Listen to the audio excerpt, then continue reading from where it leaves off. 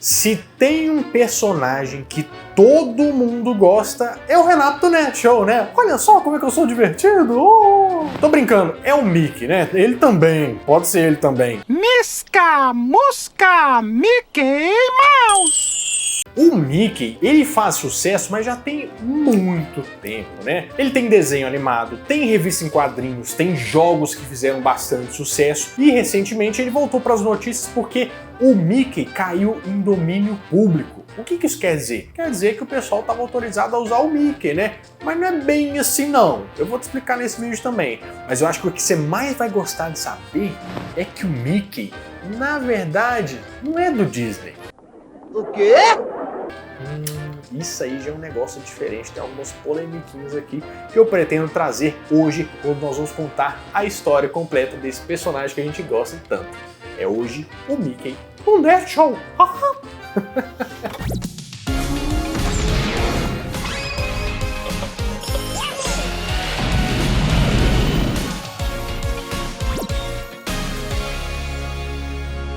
Fala, meus queridos amigos, como estão vocês? Vocês estão bom, né? Pra gente começar a falar sobre a história do Mickey, você primeiro tem que saber que, na verdade, o grande sucesso da Disney não era o Mickey. Na verdade, não tinha nem grande sucesso. O Mickey veio muito tempo depois. O principal personagem da Disney era um coelho, que se chamava Oswald. Oswald, o coelho.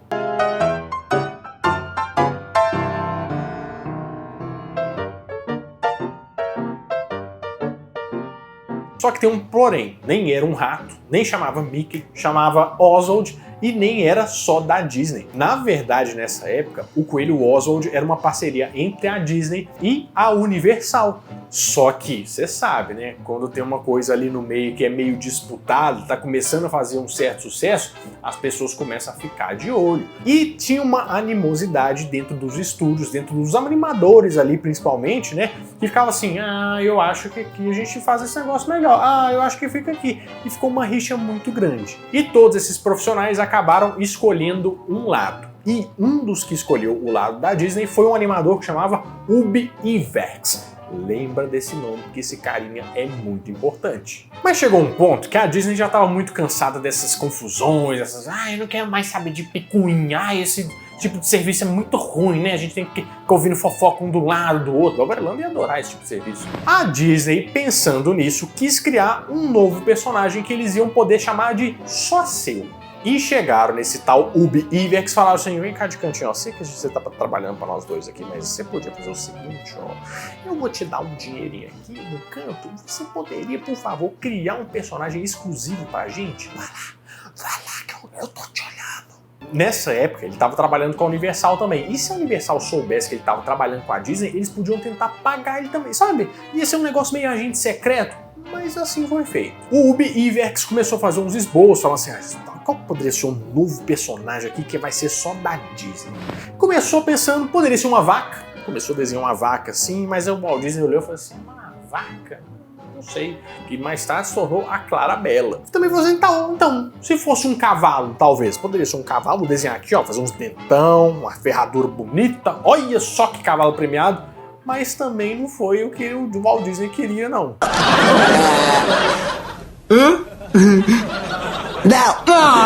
O Walt Disney, não gostando da ideia, falou assim, eu tenho uma ideia, eu tenho um rato de estimação. Renato, Oi. dá pra você voltar pra sua voz normal? Você não aguenta não, meu Orlando? Eu não consigo prestar atenção. Tá bom. Diz o Walt Disney que tinha um rato de estimação lá no estúdio de Kansas City. Falou assim, eu tenho um ratinho lá. E se o personagem fosse um rato? Era um animal de estimação dele, então meio que ele foi responsável por criar a personalidade desse rato. E a missão do Ub Iwerks, né, foi criar esse personagem visualmente, mas teve algumas inspirações para isso. Uma delas foi o Charlie Chaplin. E outra foi o Douglas Fairbanks. No caso do Charlie Chaplin é porque o Walt Disney era muito fã dele, né? E o Douglas Fairbanks é porque ele era visto meio que como um super-herói, mas assim, ele era meio, sabe, canastrão, saía de todas as oportunidades lá, meio briguento, sabe? O Mickey, inclusive, no início, era tudo isso, ele era brigão, sabe?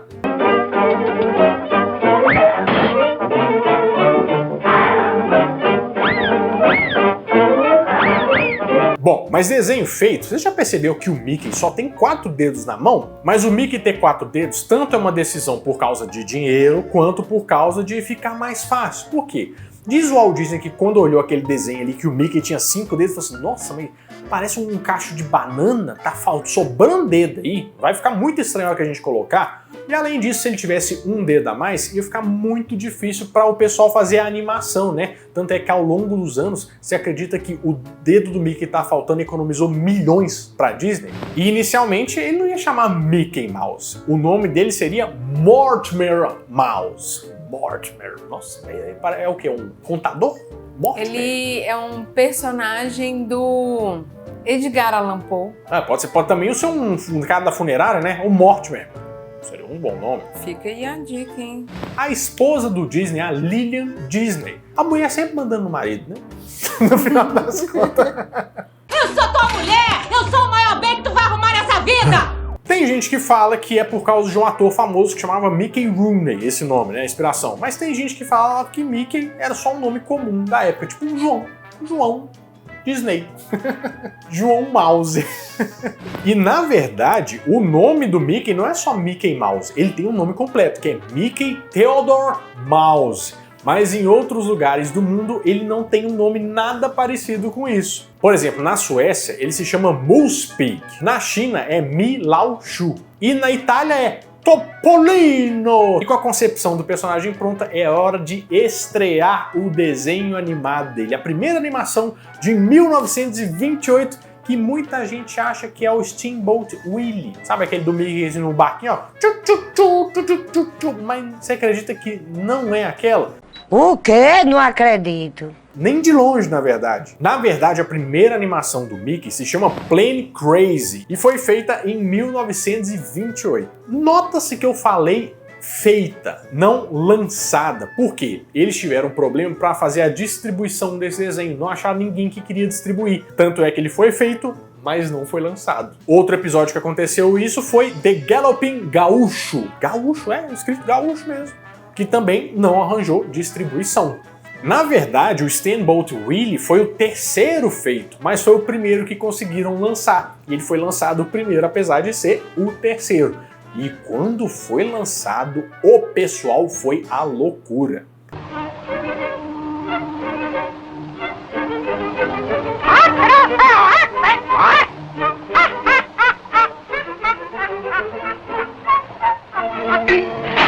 Porque pensa só nessa ideia aqui, ó. Até então, tá todo mundo lá vendo o cinema mudo, não tem nenhum sonzinho. Aí você vê um desenho animado de um rato que tem uma musiquinha tocando e todo mundo de acordo com a música, um negócio meio orquestral. Que isso, o negócio é sensacional.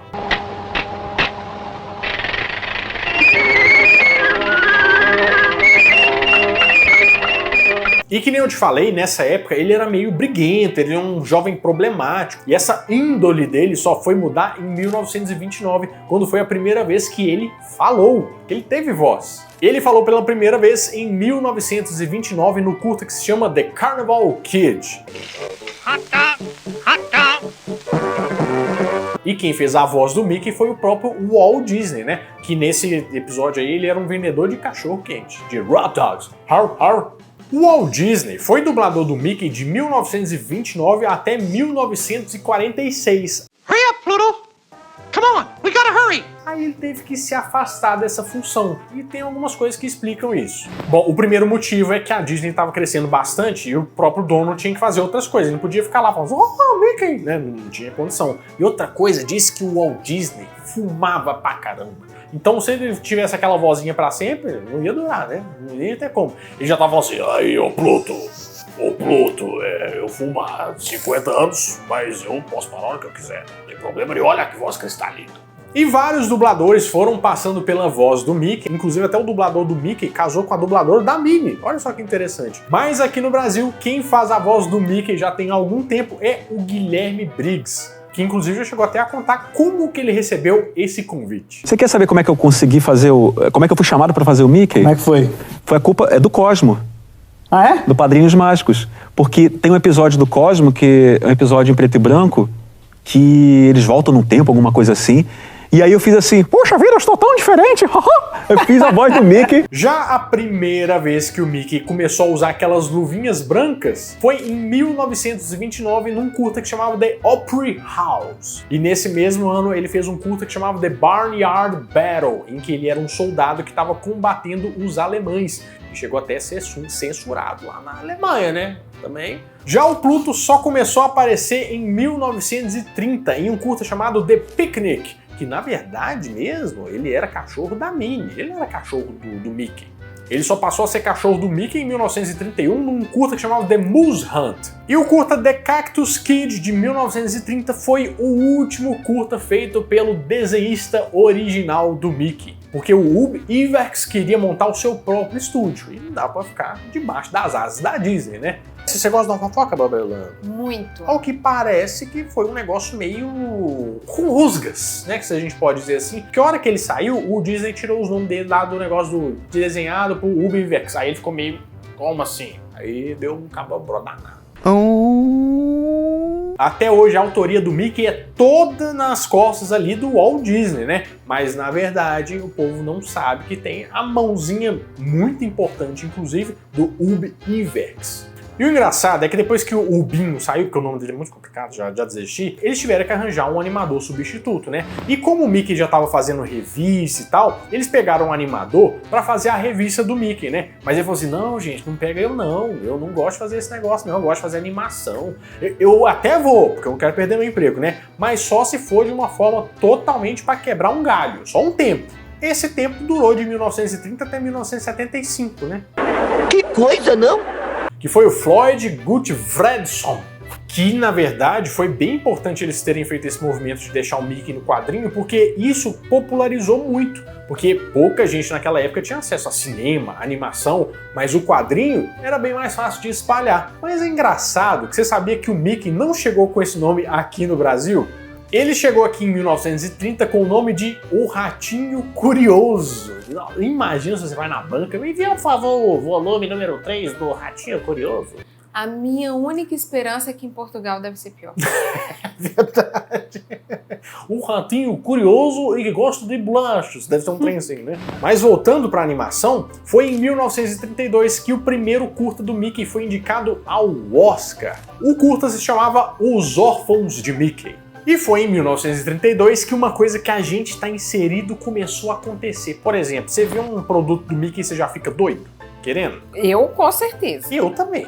Eu tenho um tênis do Mickey que, nossa, é impressionante como é que eu gosto dele. E isso começou a acontecer em 1932, mas porque a coisa era terrível. Os produtos licenciados da Disney, do Mickey, eram horríveis. Uma baixa qualidade danada, até que o Disney chamou o Herman Kay para dar um upgrade nessa parada aí. Ele assumiu como chefe de mercadorias e licenciamento da Disney.